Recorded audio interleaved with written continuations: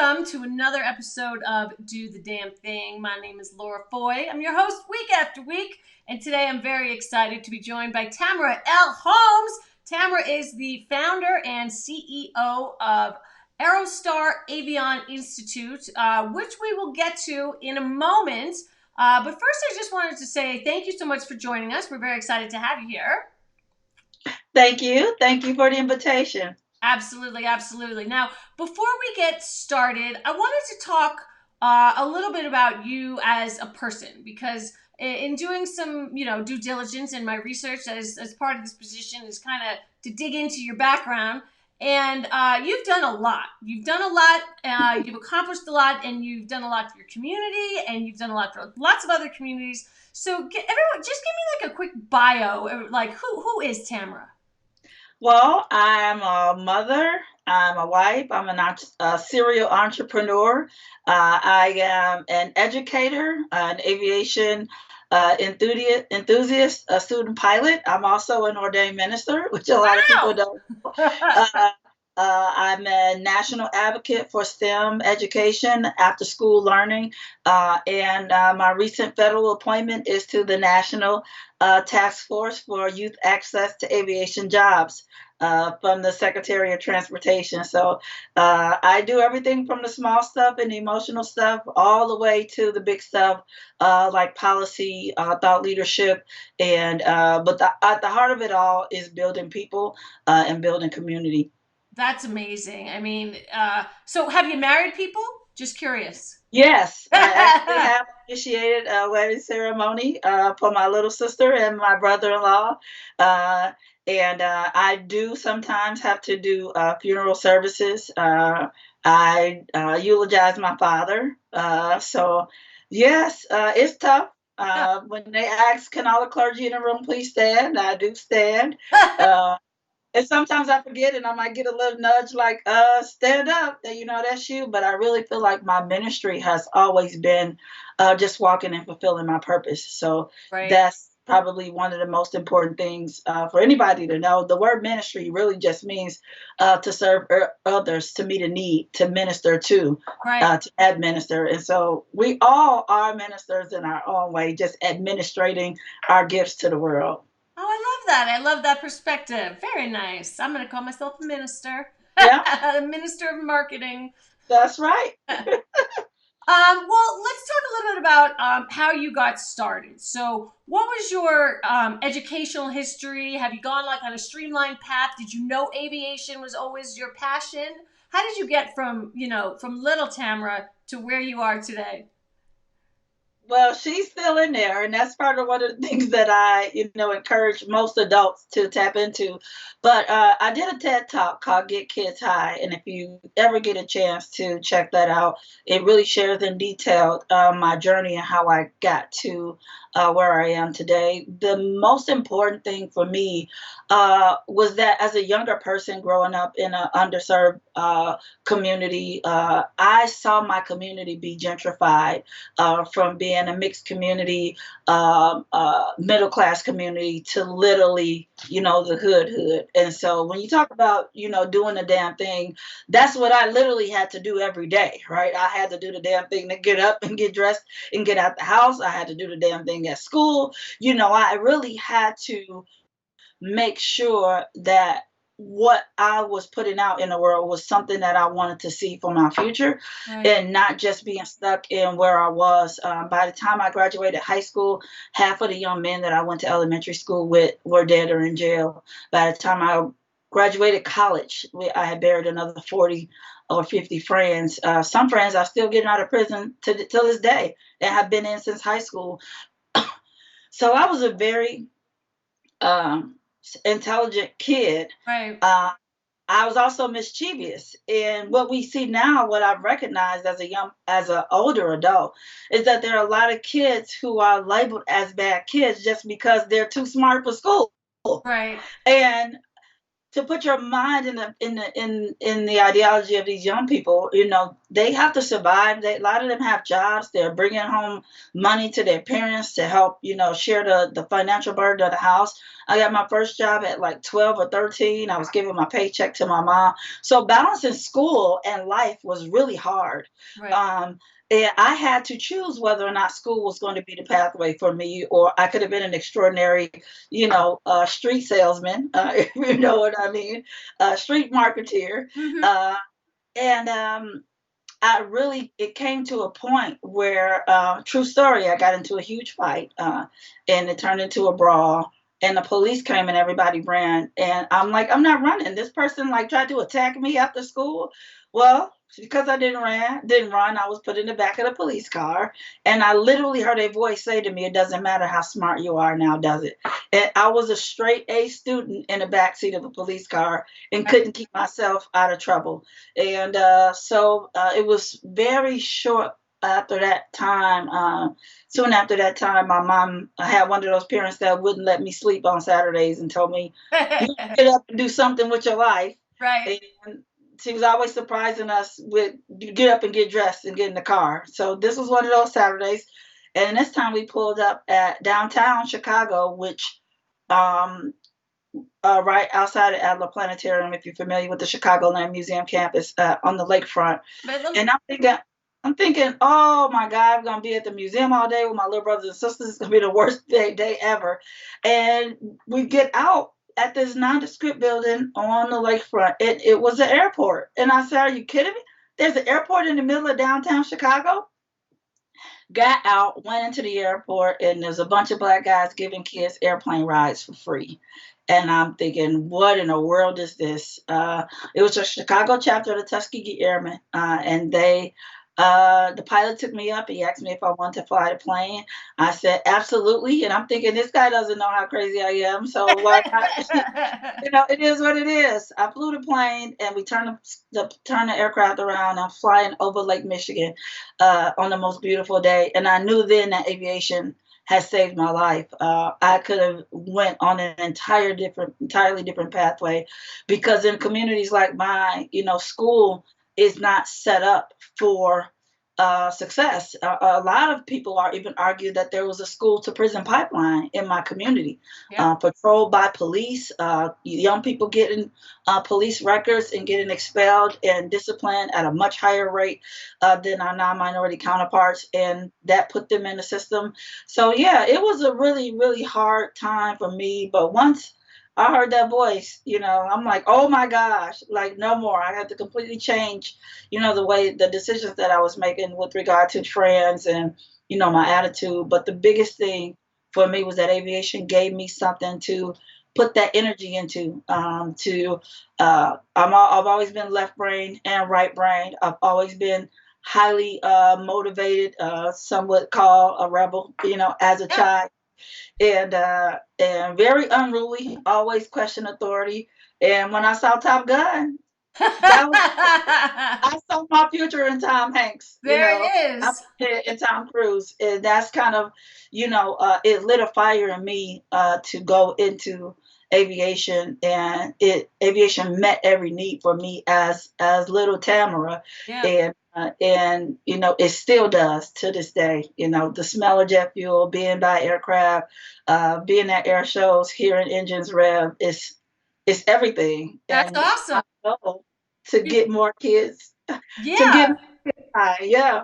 Well, it's not, I think women, especially, it's not, there's a lot of push we see nowadays for people pushing, STEM courses and STEM education, but, it's not nearly as dominated by women as it is by men. And then, as you mentioned, in underprivileged communities, that's not something you normally think of.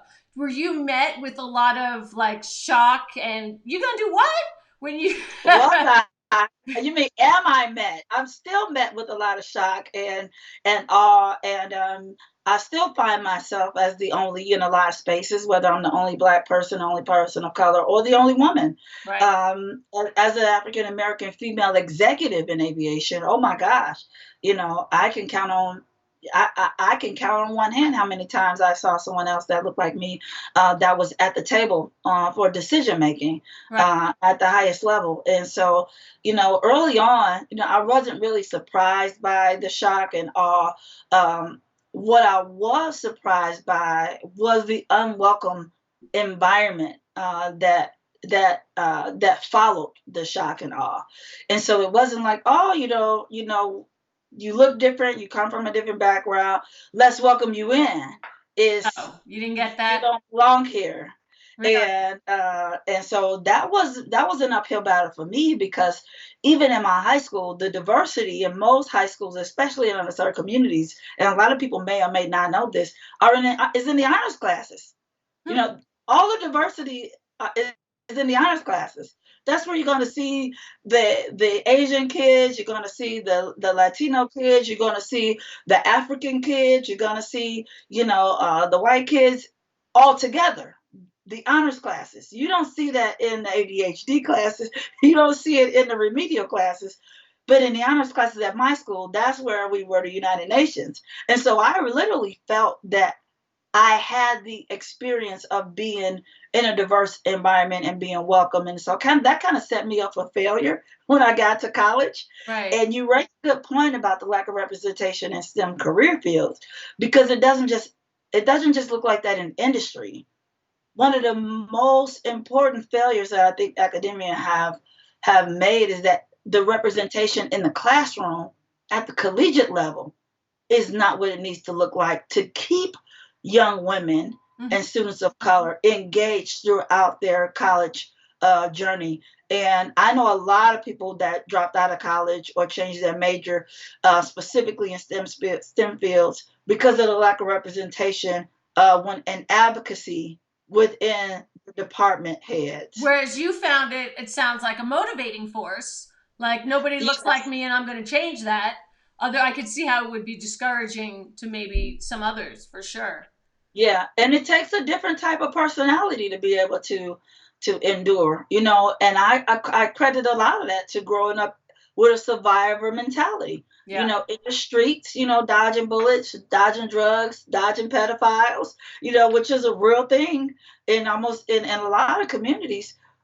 When you have been trained to survive, and you don't think about all of this childhood trauma and these triggers until counseling at 30 or 40 or 50 years old. All comes out then. It all comes out then. After failed marriages and troubled childhood, child relationships with your children, and different situations that present themselves with elderly parents, you're like, oh my God, I got to work this stuff out.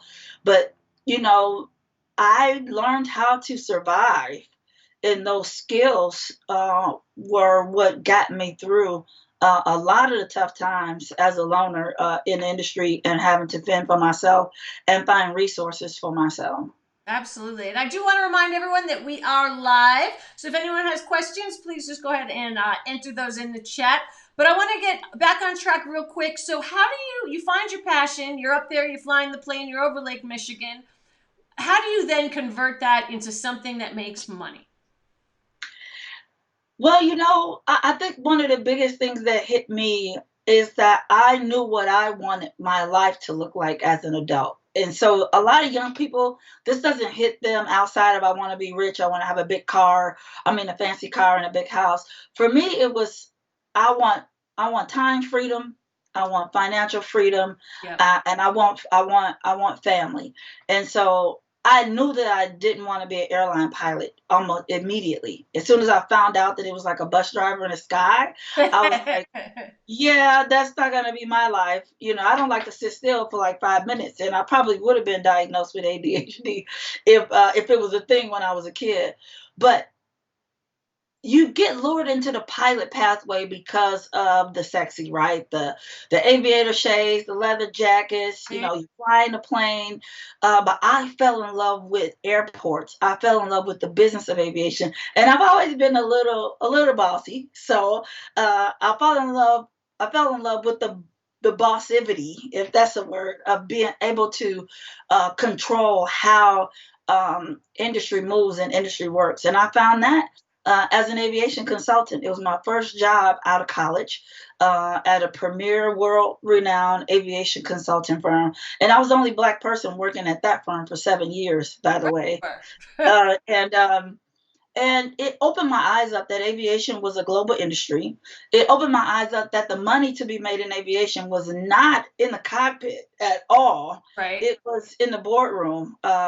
And when people start paying me for the thoughts in my head as a consultant, that's when I realized that you can put a price tag on how much your thoughts are worth. So this is a big thing in entrepreneurship where people write and consulting where people undervalue or underrate the value of their product. Mhm. And then you see somebody launch a product and say, oh, they're consulting for $500 an hour. You're like, what? I'm at $50 an hour. Something's not right. But they have done the work to be able Right. to and add that value. Or somebody launch a purse line, their purses cost $15. Your purse, you say, well, this is quality leather. I'm flying to Italy. I'm doing this and that. My purse needs to cost $1,500. There are people out there that will pay $1,500 for your purse because they're paying $15,000 and $20,000 for Birkin bags. Right. So just knowing your value, knowing your worth, and then putting a price tag on that and not getting stuck in the status quo of climbing that corporate ladder. Right. And for me, I hit that glass ceiling at 28 years old. I had the second largest corner office with a view in that firm. The only person's office bigger than mine was the vice president who headed up that branch. And there had never been a woman or a person of color in the C-suite Right. in 50 years at that firm. So I had to make a choice. Am I going to Right. stay at this company or go look for another job? And then I was doing all of the minority and woman-owned business reporting for the firm. Yeah. And I realized that we had goals that we needed to meet on $10 million contracts that weren't being met. And so I went to my boss and the president of the company and I said, you're looking for minority-owned businesses, you're looking for woman-owned businesses to be able to meet the goals on this government contract. And I'm a woman and a minority, and if I start a business, would you support me? And their answer was yes. Nice. And my very first contract at 28 years old was $97,000.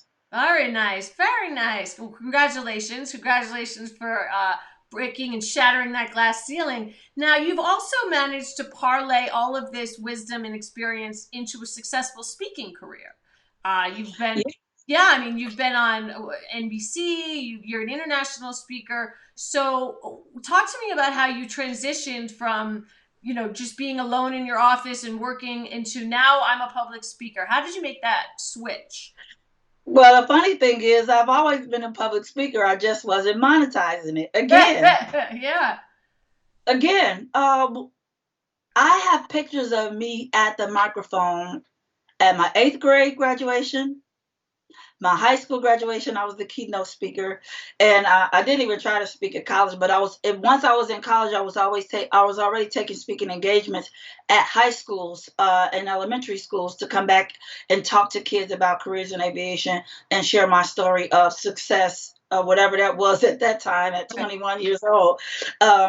But what happened was that I was getting requests to come and speak because after I got off the stage, there would be a line of people to talk to me. Uh, I'm as young as I can remember. There would be people waiting to talk to me and shake my hand after I got off the stage. And I had never been in any type of formal speaking training until I did TED. I had never been coached as a speaker. All I knew is that on my report card, there was that side that I never got money for because of good grade. But I got good grades. I got money for the good grades. But the other side says, talks too much tends to distract others. Remember you put those notes on the side of your report card? And so now I get money for that side of my report card. I tend to distract others and I still talk too much, but what I'm sharing, I really believe is the impetus behind transformative inspiration, not just women's empowerment, which I really don't believe in or do. I believe in transferring my energy, my inspiration, my testimony to others so that if they don't have enough faith on their own, they can grab hold of what they've heard me say and just use my faith, use my energy, okay, if it happened for her, then it's actually a mathematical possibility for it to happen for me. And so I think it was about 3 years ago, after I did TED, and I did TED in 2017, and then I did a couple of national speaking engagements. And one of my dear friends, who has she's known everywhere, all over the world in the biggest political circles, and she just looked at me and she said, "It's time for you to add a zero. Whatever your speaking fee is, add a zero." And I was like, "Are you serious?" She was like, Yeah. "If I told you how much we pay speakers to come in, your mouth would drop." And I said, "Say no more." And that's when I added a zero, and I haven't went back since. Just this year alone, I did Eric Thomas, who's one of the biggest international motivational speakers, just behind Les Brown. He's actually the lead motivational speaker for the NFL. I did Disney this year. I did Common Ground Foundation with the actor Common, his foundation. I spoke for the Federal Aviation Administration's National FAA Task Force public hearing. And so, the stages have gotten bigger, but fortunately, I've stayed the same. Well, I get on let's hope you stage, add I another climb. zero. Maybe in 2022 we'll see. After the pandemic, yeah, my price definitely should go up. But I have been taking a lot of virtual speaking engagements, and still sending, invoicing for those too. So don't bypass the opportunity to do virtual speaking engagements, and invoice for those. It's still your voice and your message that you are that people are willing to pay for that investment in that seed. Absolutely. We got a question here from Melissa. She says, "How do you market yourself while running a successful business all at the same time?" That's an excellent, excellent question. There were some things that happened early on in my career and in my life that I chose not to associate with my brand, like being an ordained minister and the church stuff. That's something that I do and that I did, but that when I put my public face out to the media, that's not something that I marketed. I didn't market myself as an ordained minister. I marketed myself as a motivational speaker. I do hair, I do nails, I paint, I draw. Do it I'm a all. jack, I'm a jack of all trades. I'm a repair person. I do construction. I fix a lot of stuff in my house. Your brand has to be intentional. And so when you're marketing yourself, and you notice as a marketing person, if you're all over the place and one minute you're posting on your social media feed about, your brand new, nail polish line, and then the next day you're saying you're doing business strategy consulting on how to start a nonprofit, and then the next day you're saying, come and watch me, speak and do a STEM academy, they're gonna be like, you all over the place. Right. You can monetize a brand once you have a staple. And for me, I have become the aviation lady. So everything else that I do, even my motivational speaking, when I give motivational speeches, it's aviation themed speeches. Right. Like, I did a whole speech for an academy, and it was all about soaring golden, and the whole thing was about the golden eagle, which nobody have ever heard of this bird before, and it's an incredible bird. And so I did an entire speech on the golden eagle, and the name of the speech was called Soaring Golden. I did that speech for 3,000 people that didn't care anything about aviation, but they know now how aviation influenced my life and influence is inspiration for them. So when you're my business is separate than my speaking engagement, but my speaking has always lined up with my brand, which is aviation. So just like I'm doing now, I know this video is going to go everywhere.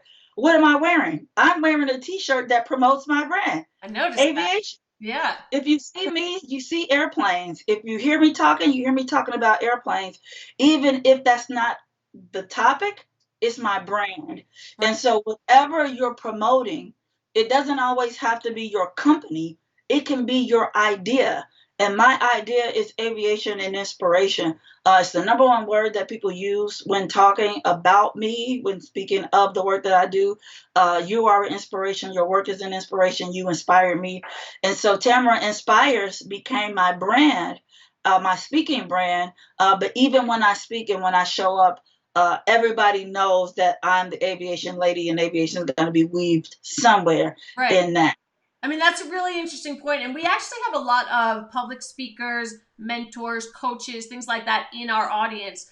And it's interesting how you say, you can take your topic or your specialty, which may not be super relevant to the audience that you're speaking to, but figure out a way to weave it To in. weave it in. Right. So you can really talk to anyone.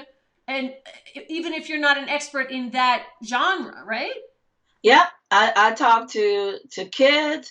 I do counseling. I talk to business leaders in all forms and facets of business. I'm a serial entrepreneur, so I started 3 companies. I just became a partner in a fourth company, international company. That nobody even knows about that. That's a whole different. And so that's Breaking news here today. that company is not my brand. But when you look at people like Elon Musk and you look at Oprah and you look at their Elon Musk's brand isn't aviation or space, it's innovation. Right. Right. You see, his brand is innovation. So it doesn't everything that he does exudes innovation. It doesn't exude SpaceX, it doesn't exude Tesla. It All of those different brands that lead to him as a person is innovation. When you think Right. of innovation, you think Elon Musk. And so Brene Brown, another one, I'm sure your audience is Oh yeah, familiar with. absolutely. We quote She her took a lot. the word vulnerability to the stratosphere. Her entire brand is one word. Right. She studied vulnerability for 15 years. And so you can't just say that you want something to be your brand and promote it. The brand is something that you already are, Right. and you stamp it. You Right. stamp it with your seal of approval. That's Right. your brand. I was having You can go. yeah, go ahead. Go ahead. No, go ahead. Oh, I was having a conversation with someone the other day, and we were talking about how Starbucks isn't about coffee anymore, right? Starbucks is about community, and Nike is about leadership. Like it's exactly what you're saying. Why, like Strength and brand, perseverance. it becomes bigger and about something else, not necessarily the product, right? And this is where a lot of influencers have made their mark, right? Because influencers are now being contacted by all types of brands and personalities to promote their product because of what they exude as a person, whether it's inspiration, whether it's flyness, whether it's fun. I have one really good friend of mine who became the brand ambassador for Ford because her brand is adventure. She's one of the top adventurists, which I didn't even know, in the world right now. She has her own channel, TV show on the Travel Channel, but her brand is adventure. So now you got all of these people that sell boots that people hike in, Right. sunglasses that people wear. She's a licensed pilot. She's a licensed scuba diver. She does all of this amazing stuff. Her name is Kelly Edwards, if you want to look her up. She's amazing. And her brand is adventure. So when you want people to pay for your brand and even buy your products, you have to establish yourself as the authority on that particular idea. Right. And if you are able to circumvent the pigeonhole of products and widgets and gadgets, a lot of people think, well, I have to create this project or create this thing that's going to blow up. No, you can create an idea. Right. One of the things we talk about a lot is authenticity, right? Like you have to find your why and be authentic and be your real self. And I mean, it's just so aligned with everything you're saying because what you did was you took authentically Tammera, what you love, aviation, and made a brand based on, who you are, you as a person, really. Yeah, and that comes with the left and right brain. That comes with the artistic side of me. That comes with the technical side of me. I can't cut any of that off, right? So I go from taking a picture to crunching numbers to doing a business plan to not singing and dancing because I'm not that kind of person. But it really boils down to if you have to turn on and turn off your personality when the light comes on, then you're not walking in Right. your authentic self. Right. And a perfect example, I recorded a video. My team gave me the script for Giving Tuesday and for giving season. They wanted me to record this video to ask donors for support. And they watched it and said it has to be redone. That's not you. I said, well, you guys want me to read off the teleprompter. If you want me to talk or you want me to use a script, but I can't do both. Right. And now they understand why I've avoided the scripts for years because they don't work for me. If you want me to talk about something, give Coming me from the 5 bullet gut. points. Right. Just give me 5 bullet points. But if you write a script, you're gonna get that, and I gotta throw it in the trash That's after spending 2 hours of doing that beautiful video. I love So, I can't believe it, but we are actually out of time. I feel like this went by fast. Did we start late? Like this was the fastest half hour I've ever had. oh, I know. Before we go though, one, I've had so much fun talking to you, but two, since the name of the show is "Do the Damn Thing," for people out there who are stuck, who just don't know what to do or how to get unstuck and to get moving in that direction, what would you say to do the damn thing. them? I mean, my thing is be great anyway. It's kind of the same thing. When life is going to throw all type of circumstances at you. I just buried, my mom, my second mom, this past Saturday. What is it? It's Thursday. You know, I actually the day I found out she passed away at 5 a.m. I had a meeting with one of the largest with Commons Foundation with young girls that I was going to inspire at 10 a.m. I found out 5:30 a.m. that my mom was gone. I showed up anyway, and I didn't tell them until the end of that conference. This is what I'm dealing with, and I would be a fraud if I canceled on you and told you after telling you to get up and be great anyway and go through everything that you have to go through, but show up when the time calls for you to show up.